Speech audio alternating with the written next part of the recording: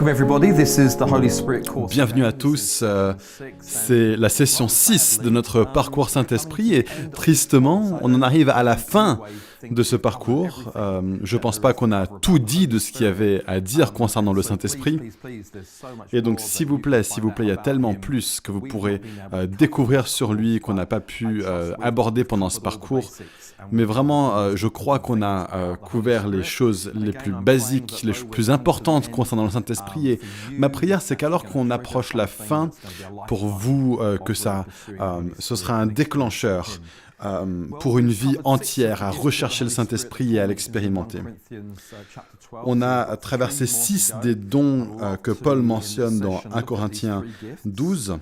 Et il nous en reste donc 3, et j'aimerais regarder ces 3 dons pendant cette session. C'est le don de foi, le don de guérison, et puis on va regarder le don de faire des choses miraculeuses. Et après ça, je vais résumer certaines choses que peut-être qu'on n'a pas mentionnées vers la fin, pour nous aider à expérimenter encore plus de la personne du Saint-Esprit. Donc 1 Corinthiens 12, on entend ces dons du Saint-Esprit, et l'un des dons qui est mentionné est le don de foi. Alors j'aimerais parler un petit peu de la foi, et où le don de foi vient. Nous avons tous la foi si nous sommes chrétiens. Nous pratiquons de la foi. Nous avons mis en pratique la foi lorsque nous sommes nés de nouveau. On ne peut pas devenir chrétien sans croire. Et donc on met en pratique une certaine dose de foi pour croire que l'œuvre de la croix, ce que Jésus a fait pour vous, qu'il est le Fils de Dieu. Et la foi est requise. C'est pas simplement être d'accord intellectuellement. Et donc nous sommes justifiés par la foi. Et c'est intéressant que dans Colossiens 2, verset 6, il est dit ceci. « Ainsi donc, tout comme vous avez accueilli le Seigneur Jésus-Christ, marchez en lui. » Alors, comment est-ce qu'on a reçu Jésus? Une des façons dont on l'a reçu, c'est par la foi. Et Colossiens 2, 6 nous dit « Continuez à marcher en lui de la même manière que vous l'avez reçu. » Donc, je l'ai reçu par la foi, et maintenant, c'est une exhortation pour moi de continuer à marcher par la foi. Je passe beaucoup de mon temps dans les aéroports. Et pour m'aider lors de mes trajets à travers les corridors, ils ont inventé cette plateforme mouvante. Et donc, comme on est fatigué, on a des bagages, on se met sur la plateforme et elle bouge et elle avance. En fait, souvent, on avance d'une façon un petit peu étrange. Et c'est une plateforme qui bouge. Et souvent, je décris la foi pour les chrétiens comme ça. Lorsqu'on est né de nouveau, lorsqu'on est justifié par la foi, la première fois qu'on a exercé la foi, on rentre sur cette plateforme qui bouge et le reste de notre vie chrétienne, on continue à tout faire par la foi. C'est pas une fois qu'on le fait, c'est un mode de vie que nous devons adopter. Et il y a toutes sortes de phrases dans la Bible concernant la foi et sur cette plateforme qui bouge, parfois on expérimente ces différents types de foi. Parfois on a l'impression qu'on a toute la foi, parfois on a l'impression de n'avoir qu'un petit peu de foi. Parfois, on a ce que la Bible appelle une foi qui grandit, une foi qui croît, et parfois, on a l'impression d'avoir pas de foi du tout. La Bible elle-même dit que la foi, petite comme un grain de moutarde, qui apparemment est tellement petit qu'on ne peut pas le voir, certains d'entre vous peuvent connecter avec ça dans votre vie chrétienne. Parfois, on a beaucoup de foi. La chose intéressante quand on devient un chrétien, c'est que ça n'existe pas de ne pas avoir la foi. Et donc la foi est cet ingrédient merveilleux que nous devrions expérimenter grand ou petit, qu'elle grandisse ou qu'elle rapetisse dans notre vie. Hébreux 11, verset 1 exprime ce qu'est la foi. La foi, c'est la ferme assurance des choses qu'on espère et la démonstration de celles qu'on ne voit pas. Et c'est un grand sujet, mais je l'aborde parce que la Bible en parle dans tellement d'aspects différents de cet ingrédient de la foi. Il y a la foi qui persévère. Il y a la foi que nous devons mettre en pratique quand il y a un délai par rapport à la promesse à laquelle on croit. Et la Bible parle même de mettre à l'épreuve notre foi pour voir si elle est pure comme l'or. Autrement dit, on la raffine à travers des épreuves et des tribulations pour voir si nous avons vraiment la foi véritable en nous. La Bible parle de la foi qui surmonte, de la foi qui hérite les promesses. Elle parle même de la foi qui est mise en pratique lorsque nous donnons nos finances. La seule façon, nous dit la Bible, que nous pouvons faire plaisir à Dieu, c'est de vivre par la foi. Et plus on met en pratique cette foi, plus nous vivons par la foi, plus nous verrons des choses arriver. Donc c'est une explication générale de la foi. Ayant dit tout ça, qu'est-ce que donc le don de foi ? Parce que le don de foi implique que c'est quelque chose que je n'ai pas, et d'un seul coup, j'ai besoin de le recevoir, ce don de foi. Et peut-être que je marche par la foi, mais il y a quelque chose de plus, il y a un ingrédient qui est là, le don de foi. Et 1 Corinthiens 12, verset 9 dit « À un autre est donné la foi par le même esprit ». Et donc c'est un don, c'est un cadeau. Et les dons, comme vous le savez, on doit les demander, ils doivent être reçus comme une promesse.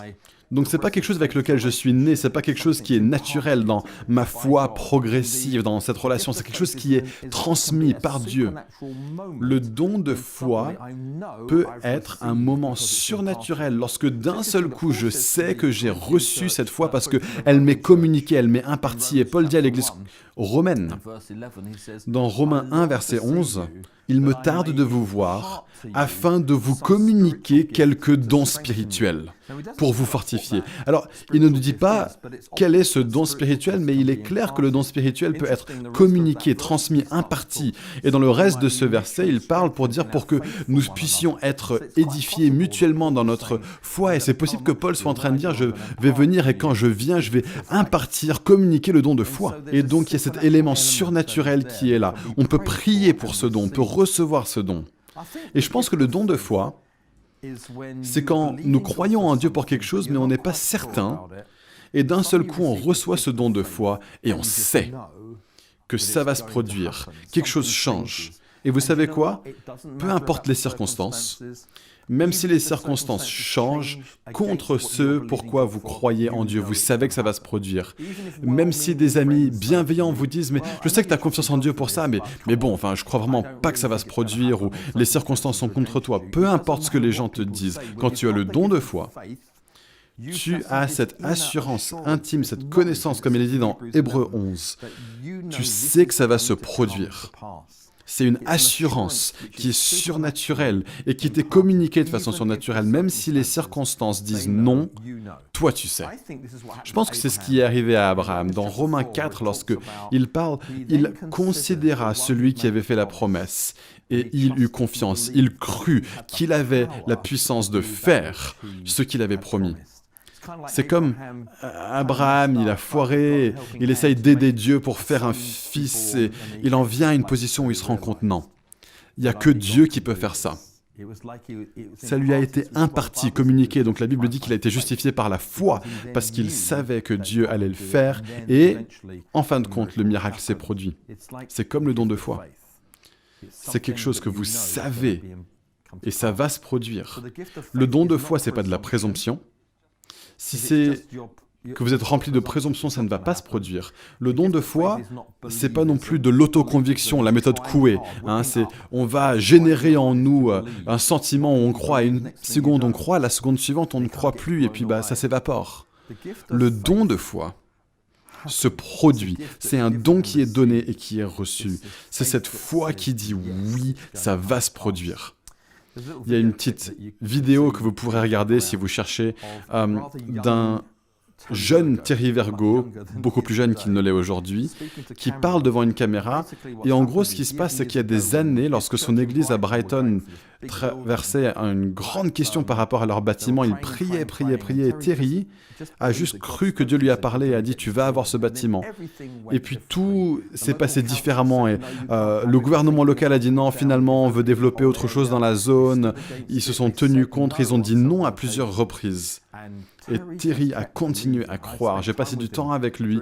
Pendant cette période, il a dit, mais peu importe ce que les gens disaient, il savait dans son cœur que Dieu lui donnerait ce bâtiment. Et dans cette vidéo, dans ce clip, ce Thierry Vergaux bien plus jeune, devant une caméra, dit à l'intervieweur, assez agressif, qui dit, donc est-ce que tu dis que Dieu va te donner ce bâtiment? Il dit, oui, je crois qu'il va le faire. Et puis l'intervieweur dit, et si ça ne se produit pas? Et Thierry lui dit, tu pourras dire que j'ai tort. Et l'intervieweur dit, mais tu crois quand même que Dieu va te le donner? Oui, j'y crois. Et donc, contre toute attente, l'histoire est que le bâtiment lui a été donné, et aujourd'hui encore. Et c'est un exemple du don de foi, parce que même quand toutes les autres personnes disent non, toi tu sais que Dieu a dit oui, et tu continues à prier et à croire en conséquence. Donc le don de foi peut être appliqué dans n'importe quelle situation. Ça peut être que tu as confiance en Dieu pour de la provision, tu as un don de foi pour ça. Peut-être pour un membre de ta famille qui traverse une période difficile ou qui n'est pas encore sauvé, le don de foi. peut-être pour des finances, ça peut être pour de la guérison, ça peut être pour des questions que tu traverses dans l'avenir. L'attente de pouvoir entrer dans le don de foi, souvent, est quelque chose pour lequel on doit croire en Dieu. Pourquoi? Parce que Dieu aime la foi. Il aime quand on opère dans la foi. Et pour être franc, il me tarde d'avoir plus de ce don dans ma vie. Je crois que j'ai besoin de ce don du Saint-Esprit parce que je fais face à des choses, des situations où dans ma propre force et ma pensée, avec ma propre réflexion, ma capacité limitée, je ne croirais pas en Dieu pour ces choses, mais quand le don de foi vient et je le reçois, alors je crois que quelque chose se produit. Et souvenez-vous, c'est pas seulement pour moi, c'est pour le bien commun. Ces dons sont donnés pour le bien commun. Et donc si Dieu vous donne le don de foi, c'est pas seulement pour vous. C'est pour être une grande bénédiction quand d'autres peut-être sont en train d'abandonner. Vous dites, non, moi je crois en Dieu.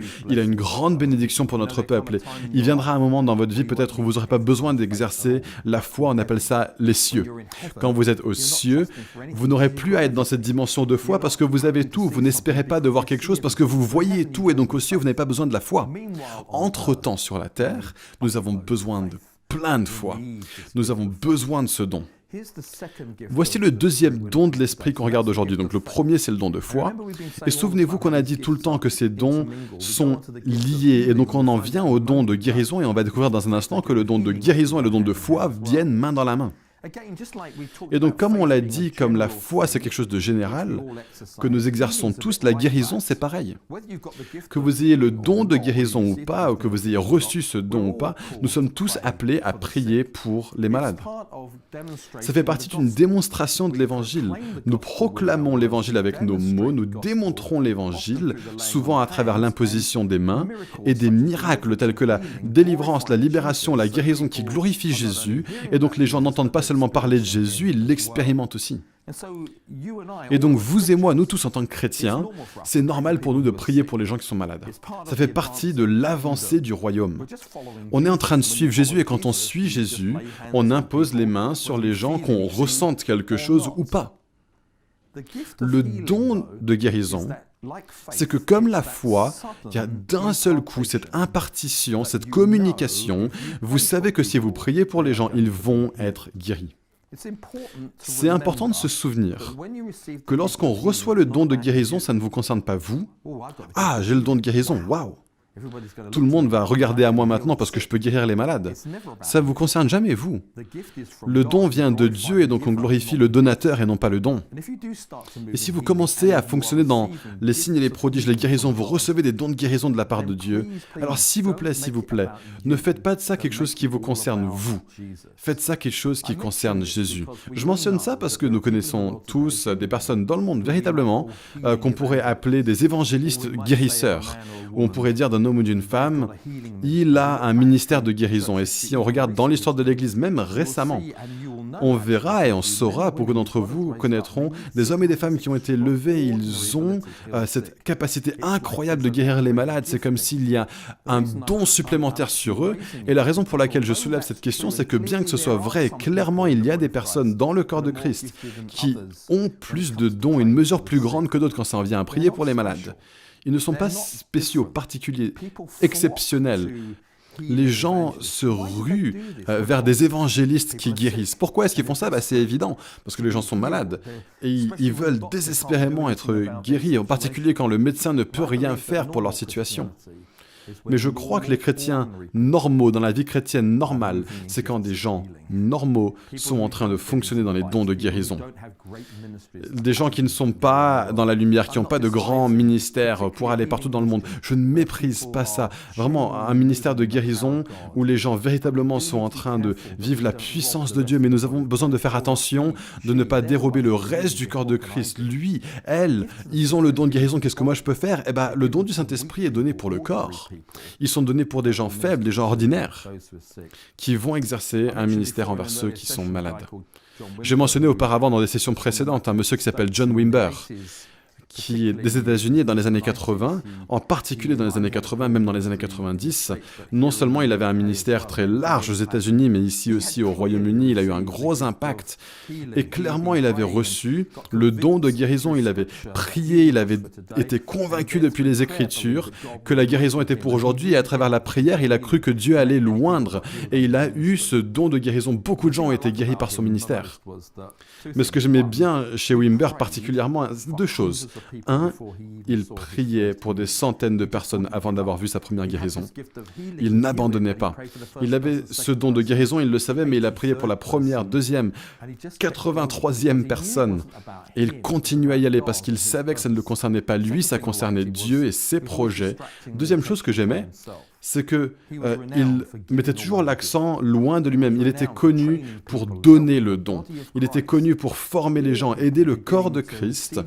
Toute personne qui commençait à recevoir le don de guérison et de prier pour les autres, et j'aimais ça, ça ne concernait pas son ministère, ça concernait notre ministère en tant que corps ensemble. Nous ne guérissons pas les gens, Jésus guérit les gens. Et quand on impose les gens et qu'ils sont guéris, il est celui qui reçoit toute la gloire immédiatement. Certains d'entre vous auront noté, parce que vous êtes intelligents, je peux le voir, que ce n'est pas le don de guérison qui est mentionné, ce sont les dons de guérison. Certaines traductions ont le don de guérison avec un S, le don au singulier, guérison au pluriel, et c'est le seul don qui est au pluriel. On a le don 2 fois, parler en langue, mais ici on a les dons de guérison. Alors pourquoi est-ce que de façon délibérée, ça le mentionne au pluriel? Je pense que la réponse à cette question, c'est que c'est parce qu'il y a différentes causes de maladie. Et donc, comme il y a différentes causes de maladie, nous avons besoin de différents dons de guérison pour s'appliquer sur ces différentes maladies. C'est assez évident que Jésus est venu pour transformer nos vies tout entières et il est intéressé par toi en tant que personne tout entière. Et donc, tu as beaucoup de parties dans ta personnalité et ton être, et Jésus est déterminé de guérir chacune de ces parties. Donc il y a des dons de guérison, parce que certains d'entre nous avons besoin d'une guérison émotionnelle. D'autres ont besoin d'une guérison mentale, c'est une question énorme dans notre âge aujourd'hui. Certains ont besoin d'une guérison spirituelle, on a besoin d'être libérés de certaines choses. Certains d'entre nous avons besoin d'une guérison psychologique. Il y a beaucoup de parties différentes dans ce ministère de guérison que nous avons. Et donc, les différents dons de guérison sont donnés à notre corps. Et forcément, la guérison physique est une de ces choses. Et donc, beaucoup d'églises font des parcours liberté en Christ. Ce sont des parcours à travers lesquels les dons de guérison peuvent opérer parce qu'on voit des gens en train d'être libérés de toutes sortes de choses dans leur arrière-plan, leur personnalité, leur vie. Parfois, ce sont des dons de guérison parce qu'il y a différentes façons d'opérer. Parfois, on a vraiment un discernement que ce don de guérison est pour le long terme. Et donc, il y a des gens qu'on doit baigner dans la prière et prier pour eux encore et encore et encore. On ne comprend pas pourquoi, mais ça continue pendant longtemps avant qu'ils soient guéris. Pour d'autres personnes, on impose les mains et ils sont libérés tout de suite. C'est très rapide. Donc on a besoin de discerner ces choses parce qu'on doit savoir quel est le type de guérison qui va opérer dans quelle situation. Et remarquez, s'il vous plaît, que je mentionne les dons de guérison, mais on mentionne aussi 2 autres dons, le discernement et la foi. Et ceux-ci opèrent ensemble pour nous aider à fonctionner dans la guérison lorsqu'on prie pour les gens autour de nous. Comment est-ce qu'on sait si ça va être quelque chose qui est pour le long terme ou en une prière? Comment est-ce qu'on sait si c'est émotionnel ou physique? La réponse est le discernement et ce don de foi lorsqu'on prie qui va nous aider à appliquer cette puissance de guérison dans la vie des gens qui sont là. Parfois, les dons de guérison sont donnés à différentes personnes pour différentes choses. Il y a des personnes que je connais qui ont une foi particulière pour ce qui concerne la guérison d'une maladie particulière et d'autres pour d'autres. Et donc, cette question des dons de guérison au pluriel, c'est important de ne pas avoir une seule vision de ces choses, mais que nous soyons ouverts à toutes ces différentes manifestations du don. La Bible parle d'imposer les mains sur les gens et de prier pour qu'ils soient guéris de leur maladie. Et quand on impose les mains sur les gens, nous devons être très sensibles à ce que le Saint-Esprit est en train de dire et de faire dans la vie de cette personne. Parfois, on prie pour des personnes et on va s'arrêter et on va dire « Qu'est-ce que Dieu est en train de faire ?» Parce que c'est utile pour nous de savoir s'il y a une guérison partielle ou si ils doivent recevoir la prière dans une dimension différente. Et nous sommes appelés à reprendre la maladie, à chasser la maladie. On n'est pas en train de supplier Dieu de guérir quelqu'un. Une fois que tu sais ce qu'est la maladie, avec la foi, je pense que nous sommes appelés à commander à la maladie, à la reprendre. Cette infirmité, on le voit encore et encore dans les Écritures. Jésus qui a commandé aux maladies de partir. Il les a menacées. Ça ne veut pas dire crier forcément. Vous ne devez pas crier super fort sur quelqu'un. On peut le faire dans une forme très compatissante, très douce. La compassion et le soin sont des ingrédients importants quand ça en vient à prier pour les gens qui sont malades, parce qu'ils sont en train de souffrir, et si vous priez pour quelqu'un et ils ne sont pas guéris, les chances sont qu'ils vont en repartir très déçus, et donc c'est important qu'on applique la guérison de façon très positive, très réconfortante et très compréhensive. Et parfois les gens me disent « Quelle est ton opinion sur les médicaments ?» Je trouve que les médicaments sont des dons de Dieu. Je ne pense pas que ce soit l'un ou l'autre. Il y a des fois où des gens sont guéris médicalement et d'autres fois ils sont guéris surnaturellement par l'intervention de Dieu aussi. Une dernière chose que je dirais là-dessus, sur ces dons de guérison, c'est ceci, un petit peu un conseil. Ne devenez jamais trop formulaire. Ne croyez pas qu'il y a une seule façon, une seule méthode. C'est pour ça peut-être que ça s'appelle les dons de guérison, parce qu'il n'y a pas une façon de le faire. Quand on regarde dans la Bible, quelle était la méthode de Jésus? C'est très confusant. Parfois, il reprend l'esprit à distance, parfois il impose les mains sur les gens, parfois il crache par terre et puis il crée un petit peu de boue, il le met dans les yeux de quelqu'un. Je veux dire, lequel est-ce qu'on va faire aujourd'hui, Seigneur? Il n'y a pas de formule. Ça ouvre cette idée que Jésus fait ce qu'il sait être bien à ce moment-là. Et je me souviens, quand John Wimber est venu, j'ai été très affecté par le fait que lui était très fort. Quand tu pries pour les malades, garde les yeux ouverts pour pouvoir voir et discerner ce qui est en train de se passer quand tu pries pour eux. J'ai un autre ami qui avait un ministère de guérison très fort qui s'appelle Mahesh Chavda et je passais du temps avec lui. Et il me disait, David, quand on prie pour les malades, ne garde pas les yeux ouverts, ferme-les, garde tes yeux fermés parce que tu regardes à Jésus et pas à la personne. Et donc on se dit, ok, lequel a raison? Quelqu'un dit garde les yeux ouverts quand tu pries pour les malades et l'autre personne dit toujours garde les yeux fermés. Ça peut être très confusant finalement. Et, moi je pense à commencer un nouveau ministère où tu gardes un œil ouvert et un œil fermé. Je pense que ça peut vraiment décoller, faire le tour du monde. Non, ce que j'essaye de dire c'est on n'a pas de formule. Vous savez quoi? Il y a toujours un mystère quand ça en vient à la guérison. Il y a tellement de choses sur la guérison qu'on ne comprend pas. Je pense que c'est parce que nous ne guérisons pas, c'est Dieu qui guérit. Il y aura toujours un mystère sur la guérison. Je ne comprends pas pourquoi certains sont guéris et pourquoi d'autres ne sont pas guéris. Tout ce que je sais, c'est que nous devons être véritables, authentiques. Ne faites jamais semblant d'être guéris quand vous ne l'êtes pas, ça n'impressionne personne. Soyez vrais là-dessus. Ce qui est important, c'est qu'on a la possibilité d'un don surnaturel de guérison. Et quand ça vient sur nous, commençons à l'utiliser selon la gloire de Dieu. Je suis convaincu qu'on doit avoir de plus en plus de guérisons dans notre âge qu'on ne le voit maintenant, en particulier dans le monde occidental. Et je pense que le don de guérison va aider ça. Donc voici le troisième et dernier don qu'on va regarder aujourd'hui. C'est le don miraculeux. Je pense que tout le monde aimerait avoir ce don, et de fonctionner dans les signes et les prodiges, les miracles. Parfois, les gens confondent la guérison et les miracles. Laissez-moi vous aider avec cette distinction.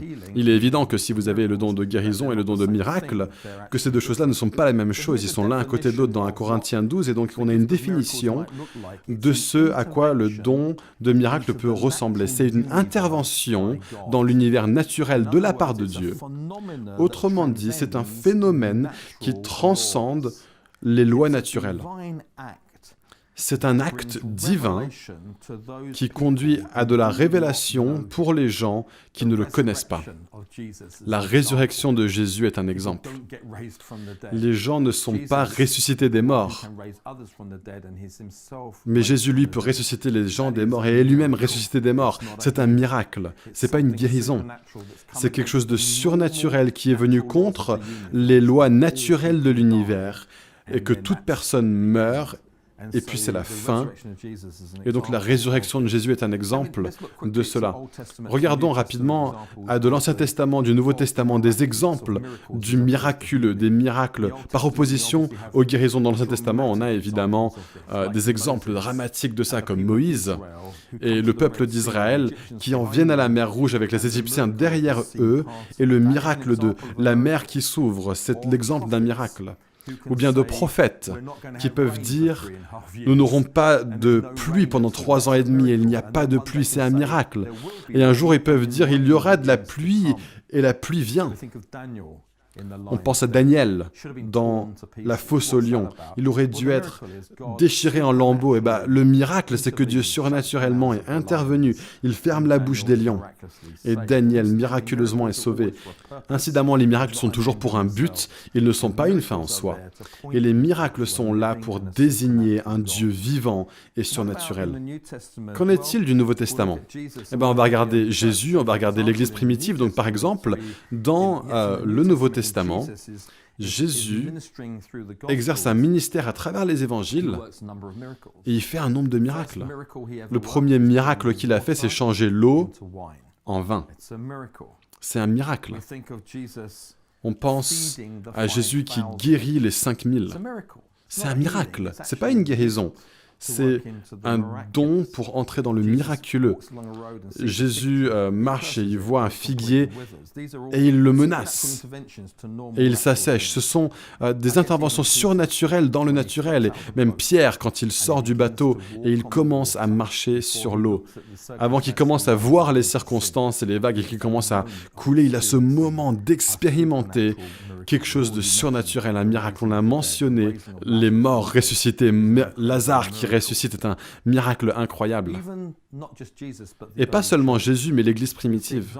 On voit des exemples encore et encore de miracles surnaturels qui commencent à se produire. On a l'histoire dans Acte 5 que même si l'ombre de Pierre traversait quelqu'un, ils essayaient d'aller dans son ombre pour qu'il puisse être guéri. Ça a ce côté miraculeux, cet élément qui est là.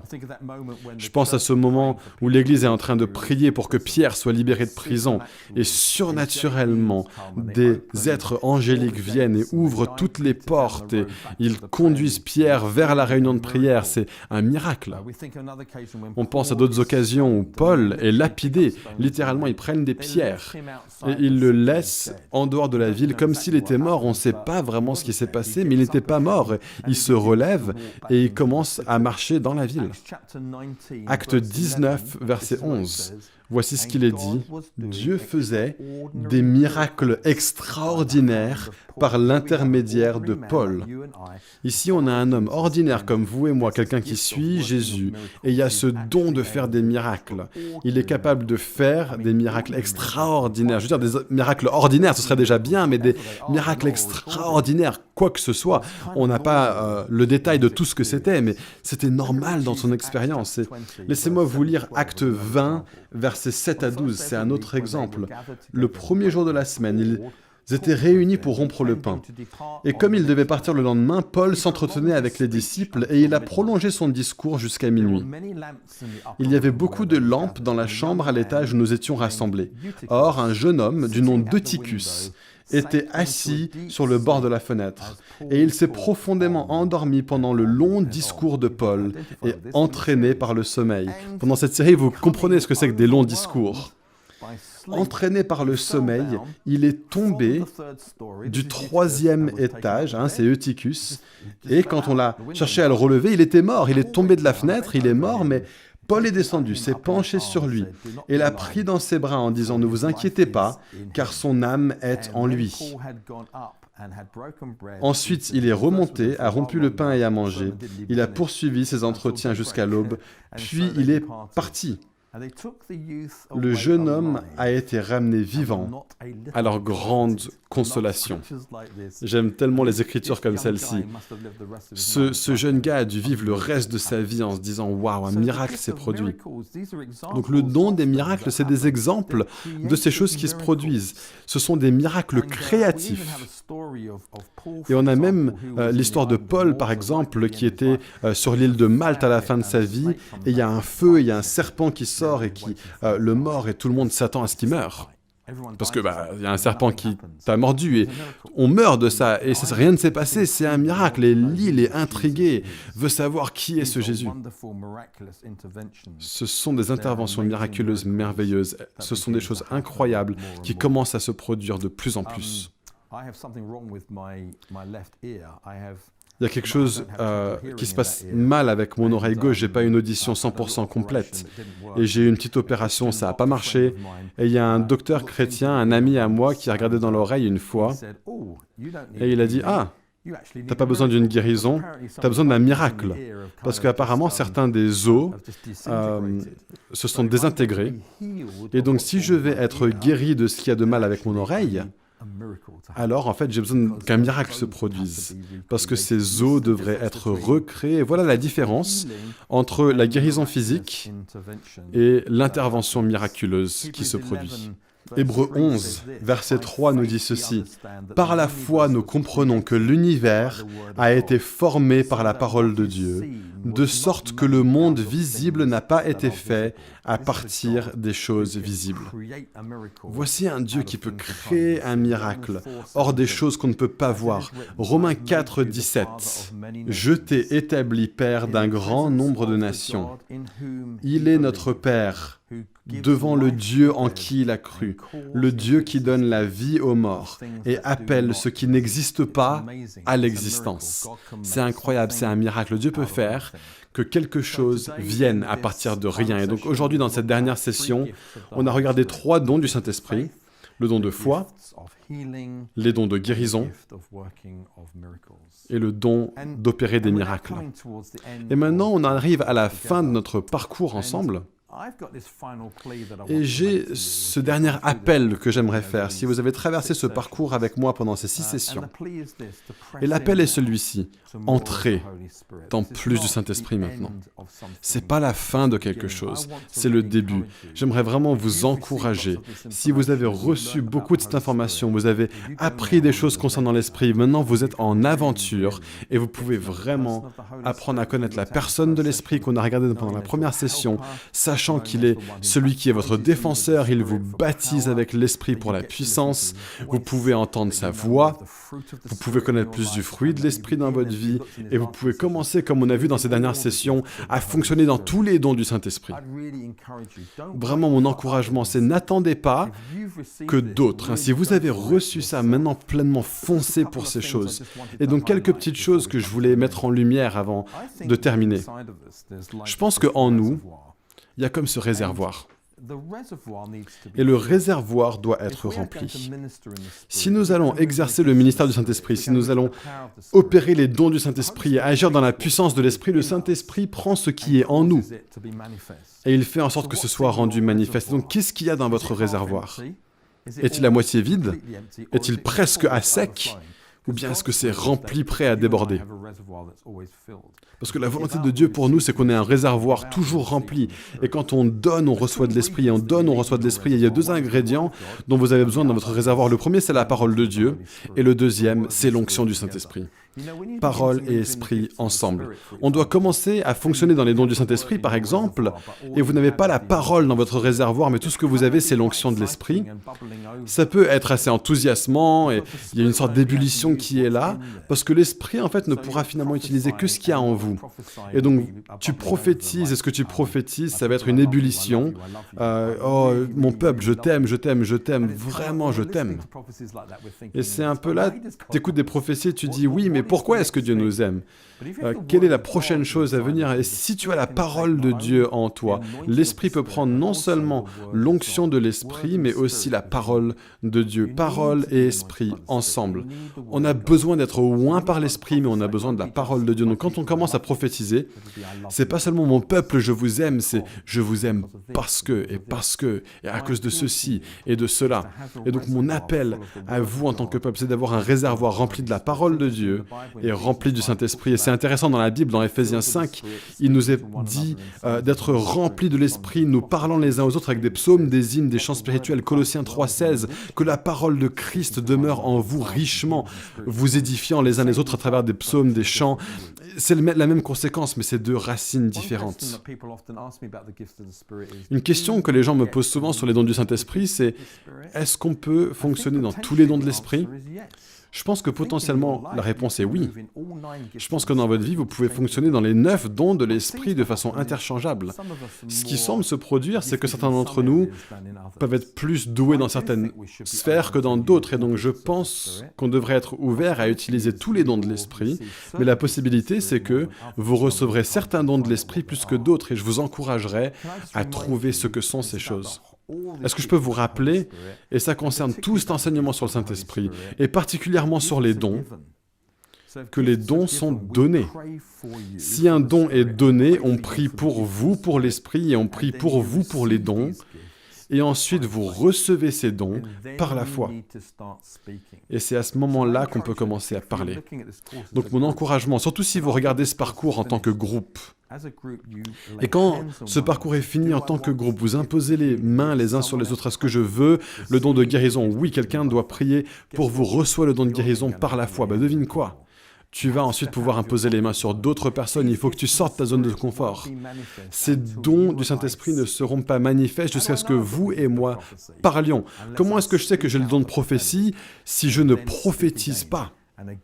Et que je parle encore et encore et encore et je continue à fonctionner dans les dons du Saint-Esprit. Ce parcours sur le Saint-Esprit ne vous aura servi à rien si tout ce que vous en retirez maintenant, c'est plus de connaissances, d'informations sur le Saint-Esprit. Ce parcours est supposé vous inspirer à fonctionner dans plus d'actions, une vie entière, de marcher et d'être dirigé par et d'être rempli de la personne du Saint-Esprit. On a dit plus tôt dans ce parcours que ça demande 2 personnes pour avoir une relation, et le Saint-Esprit a déjà pris sa décision. Il veut une relation avec vous. Il veut vous aider. Il veut porter votre vie chrétienne. La question maintenant, c'est est-ce que vous retournerez pour avoir une relation avec lui? Il a pris la décision. Est-ce que vous prendrez la décision, vous aussi? De sorte que le Saint-Esprit puisse vraiment remplir le projet pour lequel il est venu dans votre vie. S'il vous plaît, entendez ceci encore et encore.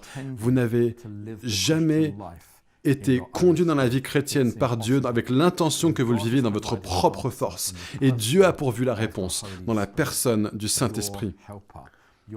Il est celui qui vous défend, qui vous aide. Il est celui qui vous secourt. Il est celui qui vous rend puissant. Et mon appel pour vous, c'est ne laissez pas ce parcours se terminer en disant « Ah oui, c'est super, on a eu de bons enseignements et on va mettre ça de côté. » Non, non, non. Vivez au bénéfice. Et si vous avez pris des notes, relisez-les. S'il y a des choses que vous n'avez pas compris, demandez une question à une autre personne et revenez à la Bible, creusez là-dedans et n'abandonnez pas. Soyez quelqu'un qui est dépendant à ce concept de « je dois connaître cette personne du Saint-Esprit ». Peu importe ce que ça m'en coûte, et mon appel pour vous, c'est de vraiment rentrer dans tout ce que Dieu a en réserve pour vous. Vous et moi, nous sommes des personnes ordinaires, vraiment. On est encore mystifiés par pourquoi Dieu nous a choisis. On ne comprend pas toujours qu'est-ce qu'il y a en nous, mais d'une façon ou d'une autre, dans la souveraineté de Dieu, il nous a appelés à le suivre lui, ce qui sera suffisant de lui-même pour être quelqu'un qui suit Jésus. Mais voici le truc, il veut aussi glorifier son nom à travers des personnes très ordinaires comme vous et comme moi. Ne vous disqualifiez jamais. Vous avez toujours quelque chose à donner si le Saint-Esprit est à l'œuvre en vous. Et si on partait d'ici et qu'on étonnait quelques personnes, pas que les gens sont attirés par vous, mais les gens diront « C'est incroyable, tu pouvais jamais faire ça avant, ça doit être Dieu. » C'est pas votre tempérament naturel, c'est quelque chose qui est né en vous surnaturellement, et dès que ça arrive, c'est Jésus qui en reçoit toute la gloire. Et donc j'espère que vous avez apprécié ce parcours. Moi, j'ai vraiment aimé parler, enseigner là-dessus. C'est un privilège de partager sur ces choses. J'espère que vous appréciez que ce ne sont pas mes pensées, elles sont basées sur la parole de Dieu. Et voilà pourquoi tout ce parcours peut être vivant pour vous aussi. Prions ensemble. Père, alors qu'on finit ces 6 sessions, je te demande que nous ne loupions rien, que nous tous qui avons écouté et prié, expérimenté ce parcours de façon continue, qu'on prie les uns avec les autres, parfois tout seul, qu'on puisse être absorbés de tout ce que tu as en réserve pour nous. Seigneur, ne permets pas à ce qu'il y ait une personne qui passe à côté de ce que tu avais prévu qu'ils expérimentent. Et je te remercie, Jésus, parce que c'était vrai quand tu l'as dit à tes premiers disciples. Il vaut mieux pour vous que je m'en aille. Nous sommes maintenant au bénéfice de ça, nous recevons ça depuis le jour de la Pentecôte, nous vivons dans un âge du déversement de l'Esprit et je te remercie tellement qu'aujourd'hui, tu es allé au Père pour que moi et beaucoup d'autres, nous tous, des gens ordinaires, on puisse vraiment expérimenter la puissance de l'Esprit. Et merci Jésus, parce que nous pouvons faire ce que tu as fait sur la terre et nous pouvons le faire aujourd'hui. Nous pouvons connaître le Père comme tu l'as connu.